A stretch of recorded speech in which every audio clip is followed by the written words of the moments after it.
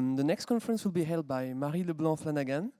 Marie is an artist working in a playful space between people, especially related to connection and community.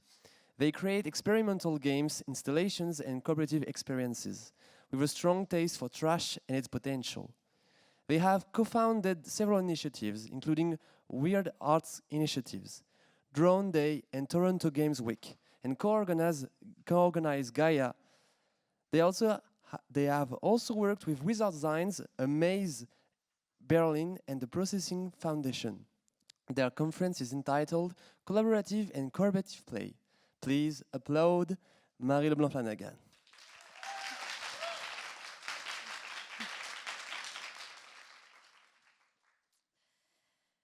Hello, everyone. I'm happy to see you. I may not look happy because I'm looking for my controller. Okay. Thanks to the sponsors who brought me here from Montreal. I'm so happy to be here. And so we begin cooperative play. And to begin, I need a volunteer. Thank you. Or a couple volunteers. I'll take a couple. If you have more, come down. I'm not going to ask you to speak, so you know there will be no speaking here. Okay. You're very brave. I'm very pleased with it. Okay, I need one more, please. One more. Okay, great. Because this is a game played in twos. So if we have two, great. If we have four, great. But we need, okay, great. Yeah, okay, beautiful. Okay, two. All right. So this is a piece of string. Possibly it's a piece of string. It's a piece of string. It has two ends. This piece of string has two ends. And I want you each to take one end of the string. So I'm going to give you one end. And I'm going to give you one and two. Perfect. And for you two. Okay, for you, one end. Yeah, good. And for you also, one end. Okay, hold on. Good. So this is a piece of string. Actually, you know what? I think I want to play two. One more volunteer, please. One more. I'm really proud of you, I have to say. Okay. This is a piece of string. It has two ends. We each take one end, okay? Okay, we can, each of us in our group, okay, so face your partner. We can either let go or not. There are no other rules.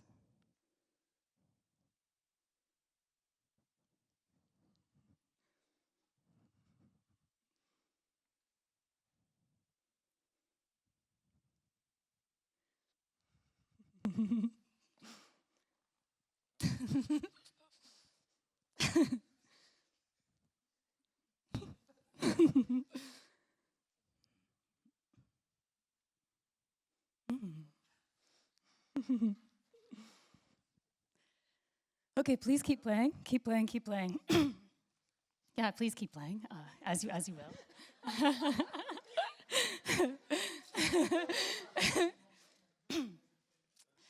Continue. You will continue as long as you like, so you know. Once someone played with me for 4 hours, so as you like. My name is Marie-Claire LeBlanc Flanagan. It's a long name. I make experimental cooperative games. And I'm working towards a future where we're connected in ways that are currently unimaginable to us. I spent the last 10 years making cooperative games, learning about cooperative play. Oh, surprising. And I want to tell you about my journey, where I started, where I am now, and what I've learned along the way. Oh. Thank you. Do you want this? This can be a souvenir for you. Yeah, you can't leave until your games are over, so just so you know. We live in the age of entanglement with machines.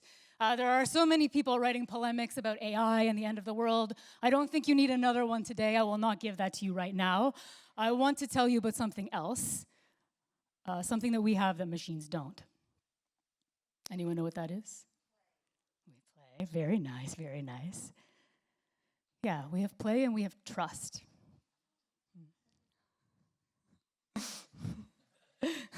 Goodbye. Thanks to our players.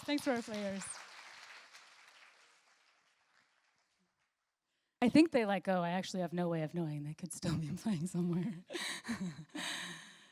It might seem that trust is just a calculation, an evidence-based prediction. Like, what do you think trust is? A risk, yeah. Anyone else? Yeah, to me, I mean, I did a lot of research into trust when I was making one specific game, and it started to seem like trust was just a calculation. Okay, we have evidence. I look at someone, I look at your behavior, your body language, your patterns, and I say, yeah, okay, I mean, I'm looking at you. Yeah, sure, you can borrow 20 euros. You seem trustworthy enough. You're my friend. But I'm not going to give you my bank card. I might let you make a call, but I'm not going to give you my phone. And trust in this way feels like it's just a prediction. What's the risk? But unlike machines, we humans have something very strange, and that is we trust irrationally. We look at the evidence sometimes in our lives related to someone, and then we just choose to believe in them beyond what the evidence allows or suggests for us to do. This is not always good. But it can be good, and in this trust, we create a possibility space. We make space for each other to become more than what we are. We make space for growth. And this only matters with humans because for humans, the stakes are real. When a machine gambles on someone, when I write a computer program, it gambles on someone, and it's not good, I just change the code. The machine just changes its predictions, or it just continues losing money, whatever it is. But human beings get burnt. Has anyone here ever been hurt by someone, burnt by someone? Yeah, you gave them some trust. Anyone never been burnt? You never trusted. Okay, well, that's good. That's good. Yeah, humans get burnt. And we get burnt because we're all connected. Do I need to convince you of this? Do people think that we're all connected? Yes? We're not connected. Who thinks no, we're not connected? Okay, yeah. Maybe I don't need to convince you, but we're all this web. Inside of us, there's 38 trillion gut bacteria cooperating. Your neurons are cooperating to understand what I'm saying, and you didn't ask your body to do it, it just does. And we're breathing the same air, we have the same water. When the water floods, it affects everyone who's here. We eat the same plants for lunch, which were pollinated by the same bees, which were fertilized by the decay of lives before us. It's all connected. And every idea that I will share today, everything I will say to you, comes from the thousands of books I read when I was a nerdy child, and the millions of words said to me by people around the world, infectious ideas traveling from mind to mind. And one thing that really makes me a bit mad, I don't get mad too often, but is when people talk about cooperation like it's soft and fuzzy. It certainly is. Sometimes it's cute, but it's not just soft and fuzzy. Cooperation has sharp teeth. And we talk about cooperation like it's a choice. Would you like to cooperate? Will you cooperate? But it's not really a choice. Cooperation isn't something humans invented. It's something that humans are. It's something that all living beings are. And I want to stop and just take a moment, if you can, to think about connection. I want you to think about a time when you felt deeply connected to someone, deep belonging with someone.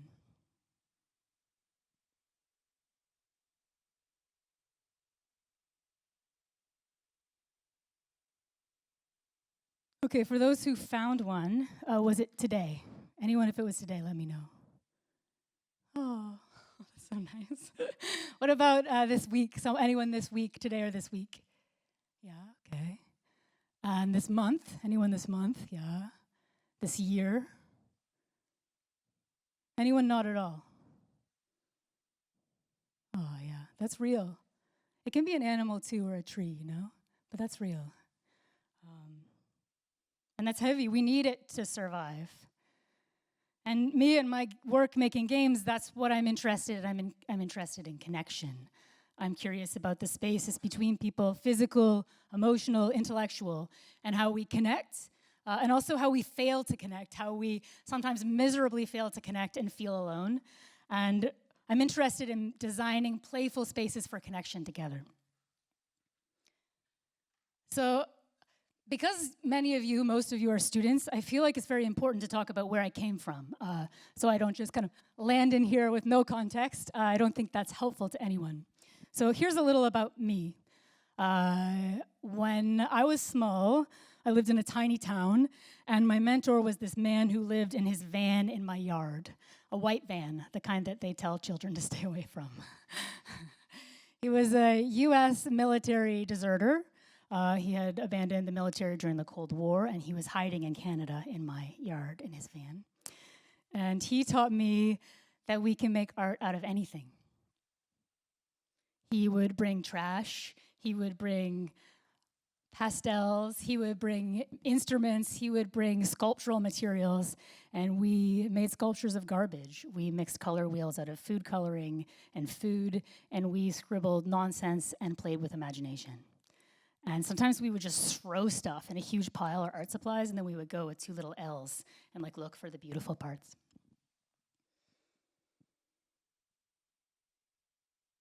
And my university education was not in games. I didn't take a single class in game design until I was already a long practicing game artist when I went to the NYU Game Center and sat in on Games 101. My university degree was in something called Global Studies with a focus on communities and identities. It was interdisciplinary, and I got to chase my curiosity, like many game designers, through science and speculative fiction, post-colonial theory, feminist geography, multimedia design, and mandatory classes like economics, which were also interesting. And after university, I didn't know what to do with my life. I went back to my small town. I realized that I should have been networking during university. No one told me that. And not reading so much. And in my small town, I started bartending, serving tables, which are honorable jobs. And one night, I got up on a table. I was quite drunk, but a good amount of drunk, like a happy, safe amount of drunk. And I started giving this speech about the world and how I thought it should be different. And someone in the bar heard the speech and liked it so much that he hired me to run his nonprofit. So that happens. It happens. Yeah, running this nonprofit alternative education with high-risk youth. And and then I traveled. I started working for the Canadian Broadcasting Company. I worked in art spaces. I ended up founding a nonprofit called Weird Arts Initiatives that was 600 volunteers all across Canada. We put on traveling things, simultaneous shows in every province and territory. I had a distro. We won the Best Music Website in Canada award. It was a massive undertaking. And I did this for free after my full-time day job. So I was very tired. I was just working. Like, I'd get up at 8, I'd work all day, and then work would end, and then I would work on my nonprofit project all night. Work. Drinking whiskey. Like, no, I didn't have a drinking problem, but just like sipping whiskey. And until like 2 or 3 a.m., and then I would get up and do it again. And I was like, I hate this. This is not a way to live. And I started feeling curious about play. So everyone in this room makes games, right, in one way or another? Yeah, your games, okay. So what do you think about play? Does anyone have an opinion on what play is? Having fun, I love it. Anyone else? Interaction, also love that. Escape. Great. Oh, I feel like we could do this for an hour, actually. I got really interested in play. I was thinking about when I was small and I played, and I played some games in the arcade when I was a kid, but I didn't really have like game systems or anything like that. And all this work. I mean, play can be work and work can be play, but I was just thinking about play. What could it be? And so I want you to take a moment now, again, just in your own minds, and I want you to think about when you were very small. Okay, so not like not this big, but like this big. Before you played video games, before you played board games, when you would go outside and play or go to your room and play. I want you to think about games that you invented or games that you half invented. Can you find one? Will someone share theirs? What did you play?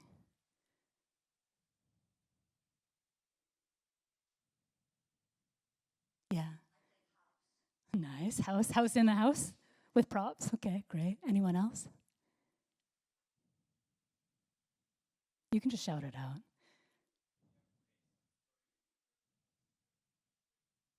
cool. Yeah, stories. Anyone else?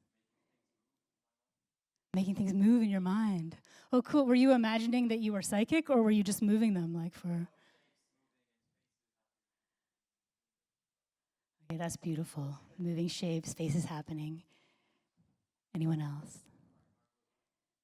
Say it again. Fight your brother, yes. Also play, also counts, you know? As a game designer, we have certain game mechanics, they're incredible. We can race, we can fight, we can tell stories, but I feel like there are so many more examples from our childhood that we haven't even tapped into. Anyway, back to my story, okay, so you know where I came from. So, I'm looking at my timer. So I was curious about play, and I needed change. So there I was, work, a little bit of whiskey, not too much. and I was like, I need a change. So I moved to Berlin, as one does when you live in Canada. I didn't know anyone in Berlin, really. I didn't know how to play games. I didn't know how to code. I didn't know anything, but that's what I did. I moved to Berlin. And my plan was to learn how to make video games. What I did know was that I had been working in music and arts, and that for every pop musician on the radio, which I love, by the way, there's a weird experimental musician making music in their bedroom. And I thought there must be the same for games. Where are these people? I want to find them. And when I landed in Berlin, and again, I'm just quickly as an aside, because you're students, I feel like it's important to share this kind of thing. I landed in Berlin, I found 3 jobs. So number 1 was Amaze Berlin, and I got a job with them. Does anyone know Amaze here? Yeah, okay, yeah. And I didn't even know how to use game controllers. And they were like, okay, Marie, you're gonna help us choose the games for the festival. And I was like, okay, no one can tell that I don't know how to use this thing. I think it'll be fine. And I worked for the School of Machines making a make-believe, which was a school that taught 1-month classes on specific topics. I offered a labor exchange where I helped them with their problems in order for free tuition. And that's where I learned how to code. Not well, but I learned how to hack apart open frameworks and Arduino examples into what I wanted. And I worked half a day a week at SoundCloud, which paid my rent. Yeah, I know, pretty nice, pretty nice. So that music stuff was useful for something in the end. And I started making games. Okay, I'm gonna tell you about my games, and we're coming back to them. So I might go through them a little bit fast, but yes, we're gonna come back to them. So from the beginning, my games were about cooperation and shared control. So what is shared control? This game, Closer, was the first one that I made at this school. It's a game where you're navigating through this maze of sharp objects. The catch is that the controller is your body. The second catch is that the controller is actually not your body, it's the space between your body and another person's body. And so in Closer, every second is a renegotiation of control. Every second. It never stops being perfectly cooperative. It's all about your dynamic with the other person. There's no way to be good at this game alone. So in this way, siblings are amazing at Closer because they know what to expect from the other. And couples, it's hit or miss. Another example of shared control is Follow. Follow has 2 players and 2 enormous LED buttons. When I press my button, we both go my way. When you press your button, we both go your way. But leading costs you. When I'm leading, I'm constantly losing my rings to you. And when you're leading, you're constantly losing your rings to me. If either of us runs out of rings, we die. So it's about originally I was making it about the intimacy that we have with our enemies. Does anyone here have an enemy? Like even a little funny enemy? No enemies, okay, well. I've had enemies, not in a serious sense, but like on the dance floor, you know? Like I'm like, that person's in my way. Yeah, so for me, I was making it about the intimacy when you don't like something and then everything you think about is them somehow. But everyone told me it was also about relationships. And another example, Come With Me, a game that I made where you point at people to create temporary connections. And yeah, you control the player with your body. Or Grow Still, which I made with Heather Kelly at Carnegie Mellon, where in this game you have to be perfectly still for the game to progress. It's the only way to play the game is for everyone in the game to stop moving. So that was shared control. So co-creation. So this game, Common, is, I think I skipped one. Yeah, this game, Common, is my favorite game I ever made. Nobody else likes it, so that's how it goes, I guess. It takes an entire month to play, and it was commissioned by a contemporary art festival, and they also, I don't think, liked it very much. So the only way to join the game is to find someone in real life. It's the only way to play, and then you have to do this touch together, and then you get connected, and then once you're in the game, you can play online. And in the game, the only thing you can do is connect with people or touch the other player to build your connection. Every touch strengthens both of you and the entire network, and if nobody cares for the other, then you float out into the void, like all those people you can see. Because entropy is constantly decaying all the connections. And I made this game based on the work of Elinor Ostrom, who won the Nobel Prize in Economics for talking about how communities are very good at sharing resources.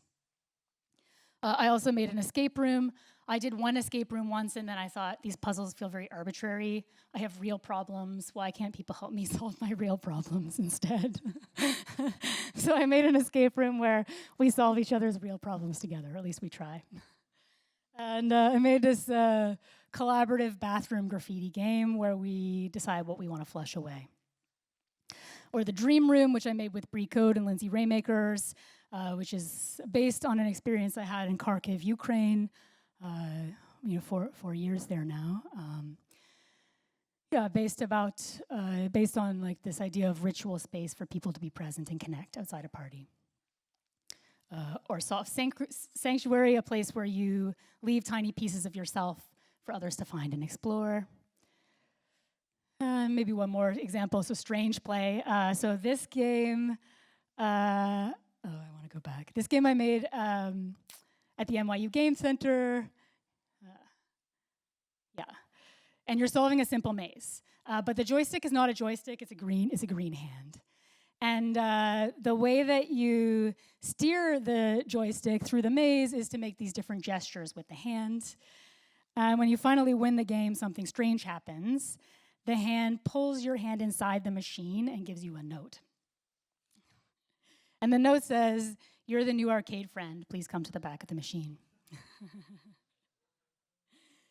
You go to the back of the machine, and you suddenly realize that the machine is actually going to be powered by you. You need to kneel down in this horrible cramped space and put on this disgusting green glove, and you've got a flashlight in the other hand, and you're trying to understand the instructions. And it's a terrible experience. And it was about, for me, the humans behind machine learning. This was in 2019, and I felt concerned about the way things were going. And it was about the hidden labor inside our machines. Another example, so Drone Day is a day that I made. Does anyone know what a drone sound is? Nice. Yeah, any extended or repeating tone. I'm not talking about the flying things, I'm talking about the music. So I made this day called Drone Day, where every year in May, people drone together around the world. And recently I made these 10 cooperative games in the Satosphere in Montreal, which is a 13-meter dome that fits 350 people, has 8 projectors, and 93 individually addressable speakers for the audio people out there. You can see it in the photo. We climbed up to the top and mounted a camera inside, and then I used open source computer vision libraries to track the people so that I could have controls. And so here are some of the game poems that I made. So this is Cali, and in Cali, you're painting a kaleidoscope on the roof of the dome with other people. With a beautiful track by Yonsi for this one. And in Steer, the entire dome becomes a steerable ship, and we go in the direction that the most people are standing. So people cluster in an area to steer the ship in a direction to navigate through a story.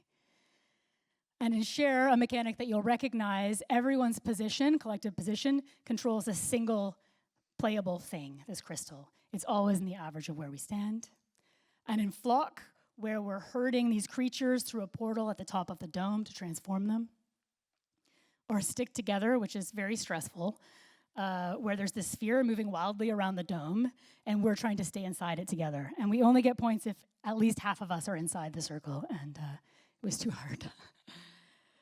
Yeah, and with me. So in with me was the first one that I was actually thinking about, where a bit like agarrio or something, you're eating dots to get bigger. You're just eating, but the dots aren't people. You just eat, eat, eat, eat, eat. You get bigger and bigger and bigger.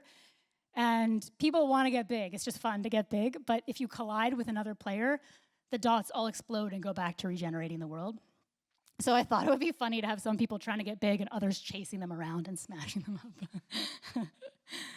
Yeah, and Hug, this one had art drawn by my friend Penn, where you flip these clouds to reveal their hidden beautiful faces, and when we flip two that match, they hug at the top of the dome. This is a basic pattern matching game, but it's made difficult because of the size of the dome, so you need to work with other people to match.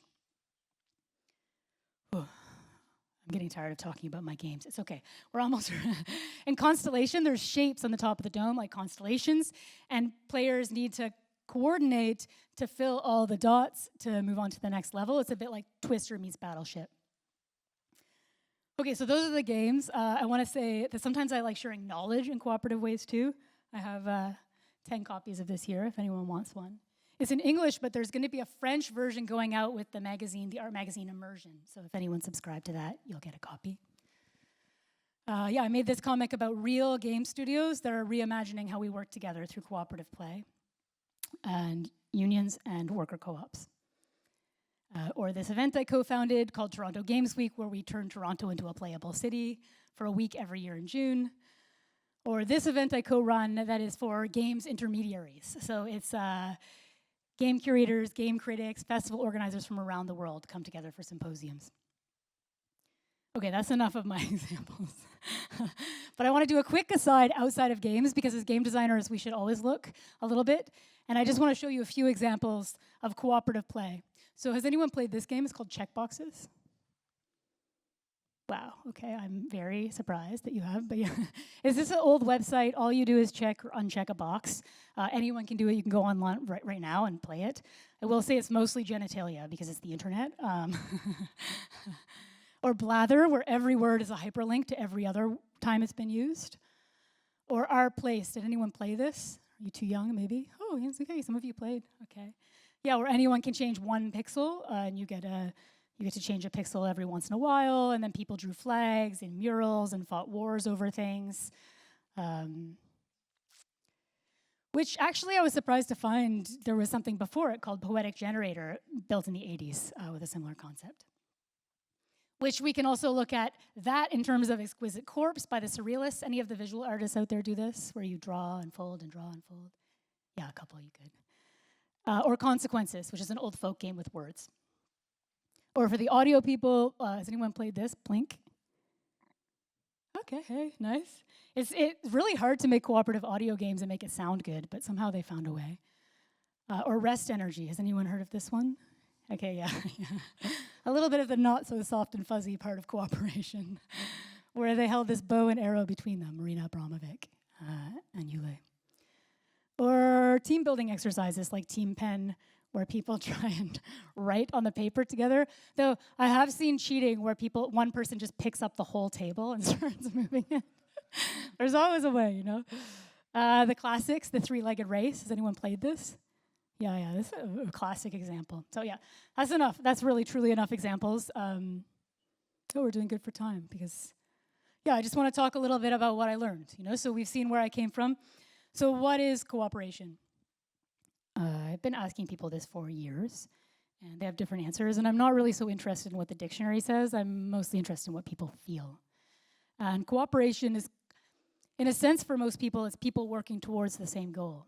So by this definition, competitive sports are cooperative. I mean, many things are cooperative.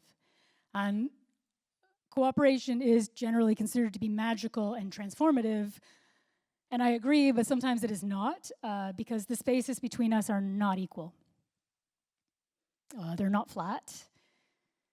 So cooperation with someone with a trust fund and someone struggling to make rent is not flat. When the stakes are different for people, it's not an equal cooperation. And cooperation, if we understand it as working with people towards a goal, we might ask who sets the goal and who chooses how we get there. And the thing about cooperative games in my time making them is that the hard part isn't the code or the design or the art. Well, you saw the art was okay, but like The hard part it isn't the design, it isn't the code, it isn't the art, it isn't the sound. That's all hard, but the hard part of making cooperative games is always the same thing. It's people. It's people. So yeah, speaking of people, let's play another game quickly together. So this is a counting game. Do you know how to count to 20? Yeah, okay, yeah. We can do it in French if you prefer. Do you prefer French or English? English, okay, we'll count to 20 in English. Okay, so we need to count to 20 in English, so let's just count to 3 to start, okay? So we'll go 1, 2, 3. Okay, beautiful. So now we're gonna count to 20, but the thing is only one person gets to say the number. And we're gonna go as fast as we can, okay? So I'm gonna start with 1, and then I want someone else to say 2. And if 2 people say the number at the same time, we just start again. It's no problem, okay? So let's go. So 1, 1, 1, 1, 1,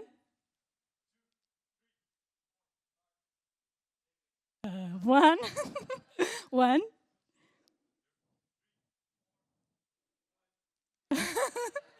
1, 1.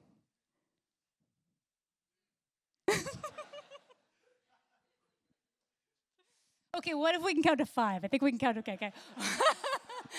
So 1, 1, 1, 1.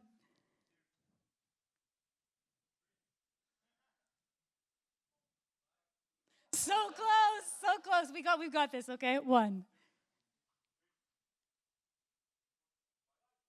Oh! One more try. I swear we've got this. 1. Yes.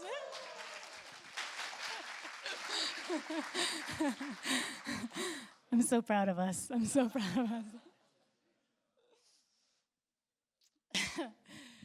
Okay, over the 3 years of making cooperative games, I have oh wait, I need a sip of water. Over the many years of making cooperative games, I have learned a lot. I could probably talk to you for 10 hours, and I won't. But I'll talk to you about these 3 tensions and some questions and some categories. Okay, so 3 tensions: self and group, power and place, trust and risk. So self and group. This is, who am I? Did I do that? Was it me? Did I do the thing that just happened? Can I find myself on this screen? Was that me there? Am I here? Can I feel my effect? Like when I do actions, do they mean things? And does that contribution matter? In a single player game, these questions just don't really emerge. You press a button and the character jumps. You are the character. You're not existentially confused. There's a clear line between from your intention to the world's response. In a cooperative game, the line can get very blurry. You press a button and something happens, but so did 3 other people. You know, we all pressed. And we say, what part of what just happened was me? And sometimes we solve this by saying it doesn't really matter who you are. In our place, what matters is the big picture. In Cali, the kaleidoscope game, everyone's movement paints a kaleidoscope on the dome. You kind of know who you are by looking, but also it's okay if you don't. Individual authorship dissolves and something collective emerges. Something that none of you could have made alone. But sometimes you need the opposite. In Closer, for example, the game that I showed you, you need to feel yourself constantly. Am I the one pulling us left? Are you pulling us right? Every second is a renegotiation, and renegotiation requires knowing where you stand. In Share, this tension is sharp, so the playable object is always at the average of everyone's position.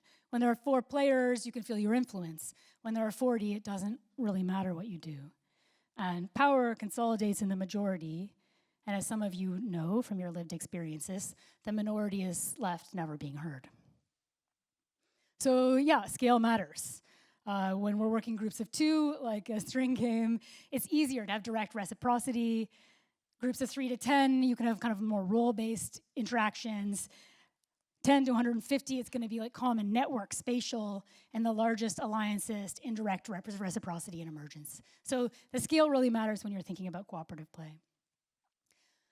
But basically, the thing I want to say about self and group that is, as a designer, you have a choice.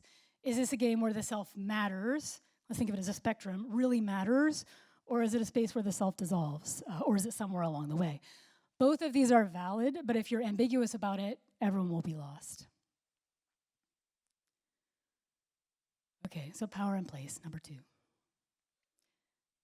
looking at the time, time looks good. Okay, so power and pace. Who decides the plan when you're playing a cooperative game? Who decides the pace? Who decides the goal? So people, as I think you probably know, thank you. People, as you probably know, have different skill levels, they have different speeds, they have different experiences. In a single player game, you set your own pace. It goes as fast as you want it to go. In a cooperative game, you're literally sometimes yoked to other people. And suddenly you're confronting something uncomfortable, the gap between what you want and how you want to go and the other person and how they want to go. And why are you so slow is not just a game design problem, it's a human problem and one that won't go away. So our mechanics as designers will either surface it in a cruel way or they'll hold space for it gracefully. In cooperative games, there's a well-known failure mode called quarterbacking. Does anyone know about this? Okay, nice, thank you. So it's when one experienced player tells everyone else what to do.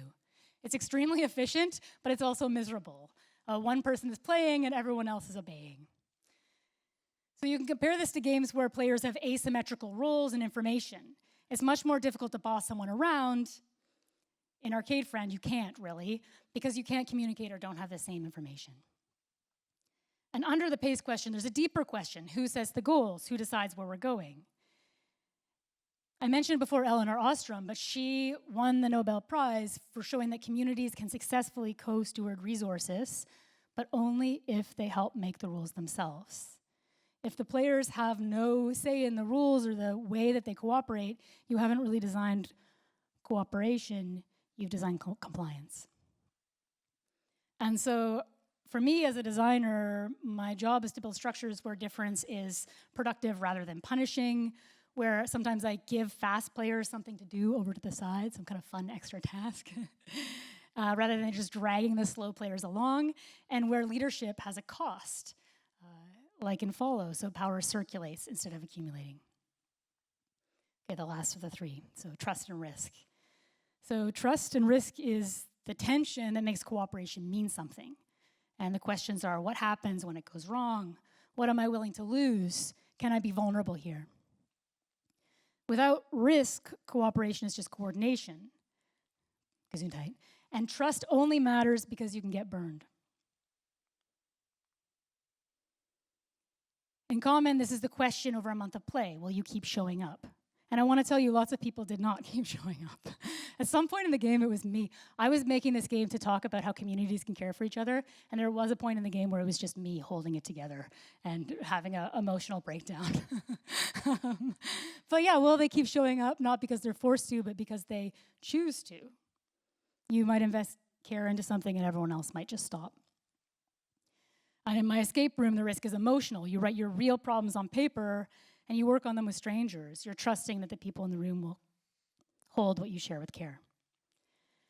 In the string game which you played, you can hold on or let go. There's no rules and there's no score and there's no win state. I mean, people have made win states. You get to choose, really. But it's just raw connection and the continuous choice to maintain it or let it go. I just want to say I've played the string game maybe 250 times, and I've never had it played the same way twice. I've had people hold on to it for 4 hours. Someone closed a door between us. Someone waited until I was distracted and immediately dropped it.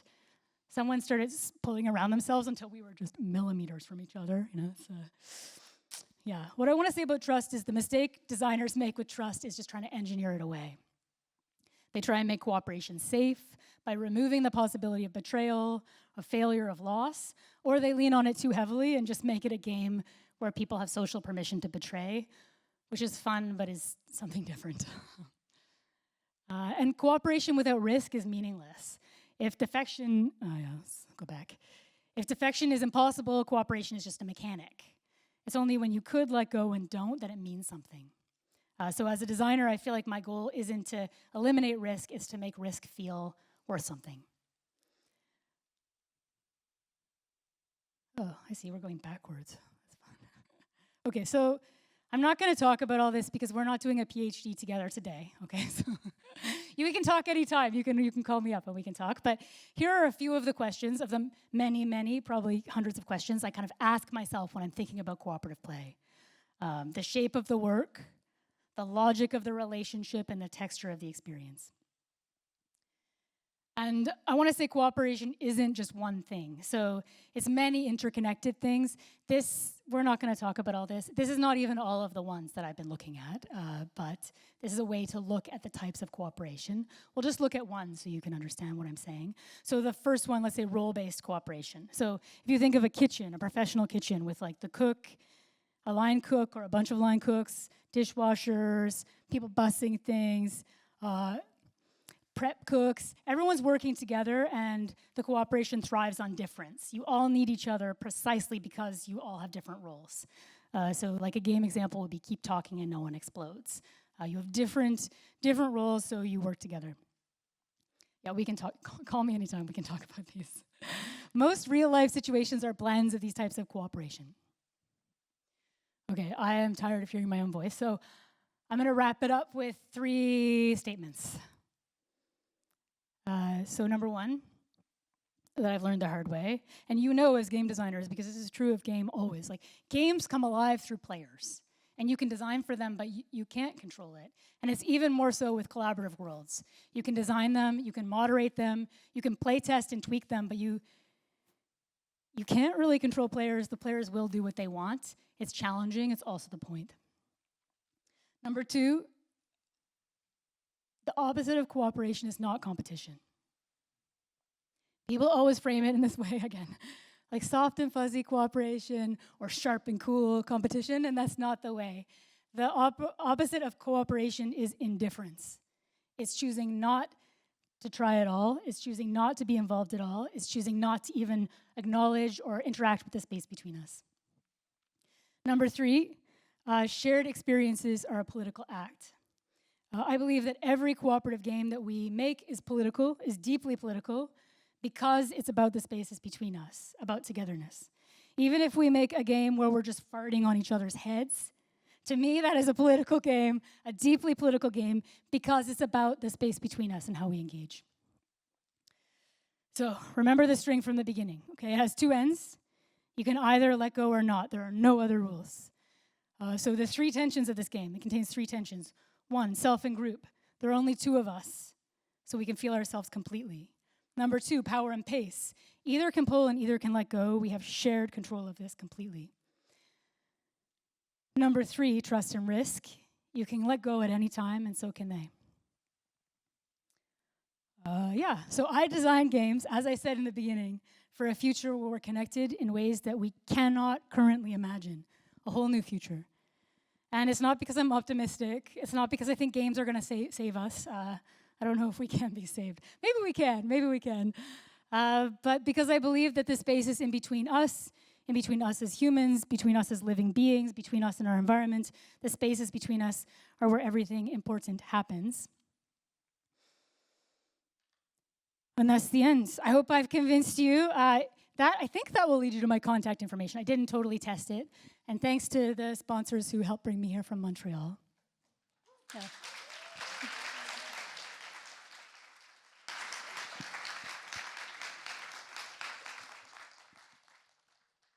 And I have up here mesh. Okay, so I have too many things. I can't tell you about all of them. This is Mesh-tastic. It's mesh network. So ways to text people without Wi-Fi, without cell phone plans, using radio waves. Totally free.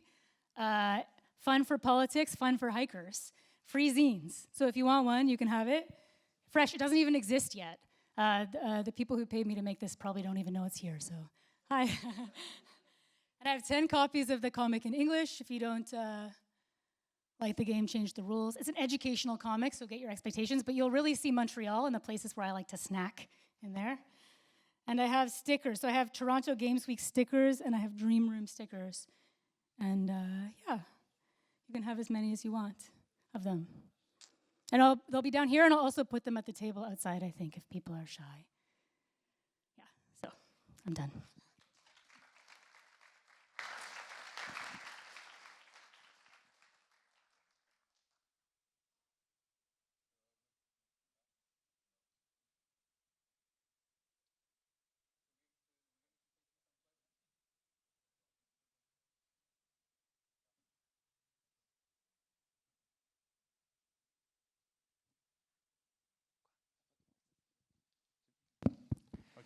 Um, Okay, so we're going to take in some questions. Anyone? Yep. Hi. Can you maybe share some of your findings about the relationship between productivity and shared play? I'm thinking about just the way playfulness sometimes stops when we have to produce something. Do you have maybe any insights into this question? Yes. So first, I want to say that adding cooperation to anything makes it harder. As someone who loves cooperation, I feel like we don't often acknowledge the fact that adding people to something is going to make it harder. Also, it makes it easier in some ways, but you have to figure out, why are people there? How do you work with them? How do they communicate? How do you communicate? What does it mean? There are so many questions. And so when you take all of that and then you also use the word productive, productive to me implies that there is some kind of shared goal, and in a lot of contexts, it's not one that all the people chose. Sometimes it is, often it isn't. And I think we can use what we learn in designing cooperative games to make people more productive, but I wouldn't do that. I wouldn't, because it's a bit like words like empathy that got kind of co-opted and now feel like hollow in English.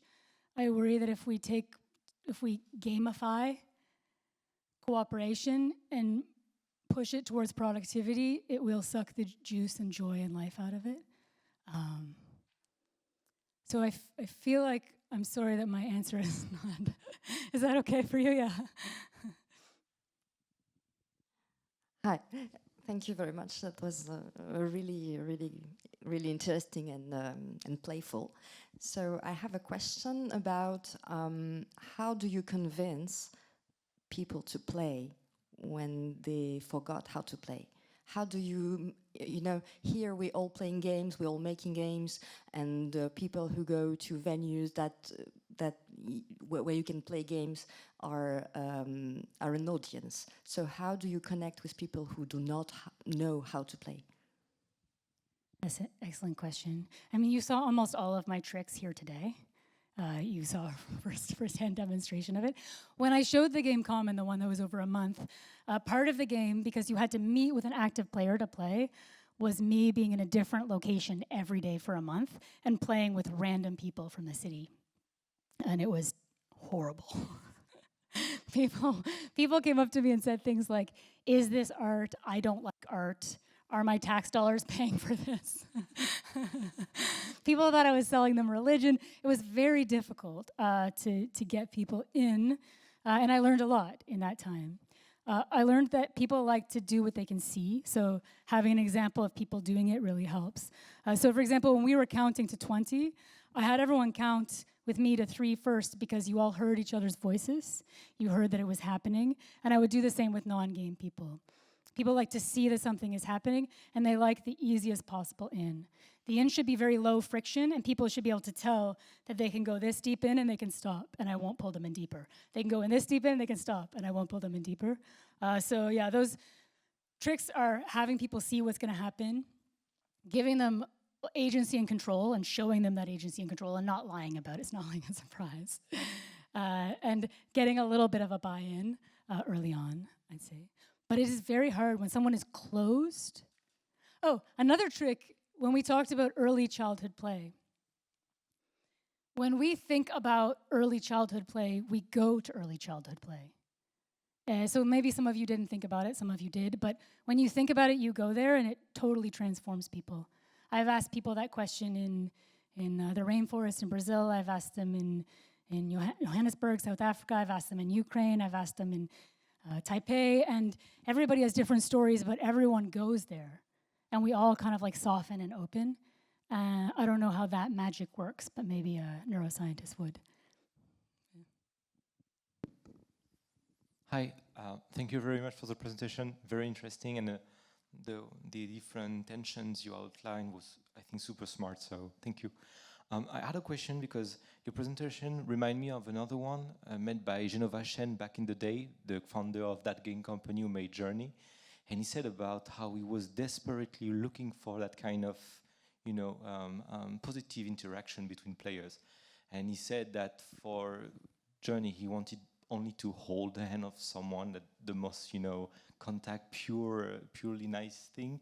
But the first thing players wanted to do is to push each other and back in the holes and everything. And he said that he asked a psychiatric about that and say children wants to look for the fastest interaction, and being mad about someone is the first thing you want to do before being nice with somebody. So my question is, how do you do, how from your experience, how do you push players to act like positively to each other without twisting their arms with rules of the game, saying you need to do that if you want to score points or whatever? Like, how do you naturally drive them into doing something positive and not make each other mad at each other because you just want to hear your friend yelling at you because you did something you were not supposed to? How do I make people do what I want them to do? Yeah, because that's what I want. Thank you. That was a beautiful question. I try to get people to do what I want by doing experience design. And so I have a whole other talk that I would love to tell you about that relates to thinking about the experience from way before they even get there. So like if it's a poster or like an ad or a cover or the font I choose, all these things that happen before someone enters a ritual or experience. And then they come in and the context, is it soft blankets, is it soft colors? Like what is it that, and then also with like designing the mechanics, what happens if you push someone in a hole? If you push someone in a hole and it's like super boring, it's like slow, it's just less fun. A lot of this comes down to designing the experience in the way that we do all games to meet our objectives. That said, you can grow the most beautiful flower and someone will crush it. Like, it just will happen in life. But as game designers, we have this wonderful thing where we get to build the world. So we can make something just spring back to life when you crush it. We can make the crush feel futile because your foot just goes through it. We have so many choices in our design of the entire experience and all these subtle clues, but then also in the world itself. In real life, I wish I had that, but I don't, and well, yeah, we see the world.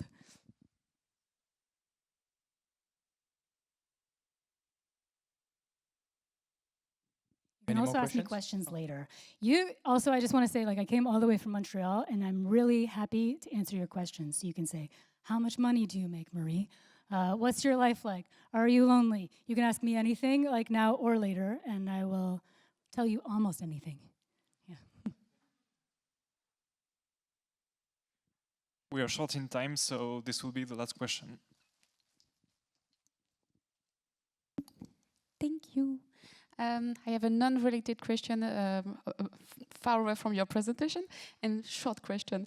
Are you related to Marie Flanagan, which is another researcher? Yes, I know I'm not directly related, more distantly. And there's also a famous LeBlanc in games that I am also distantly related to, I think, but not directly, just in the long distance way that people are in the Americas. Do you know that he's in France next month? I didn't know. She will be in Montpellier, south of France. Yeah, she's wonderful, like giant games and things like this. Yeah, very cool.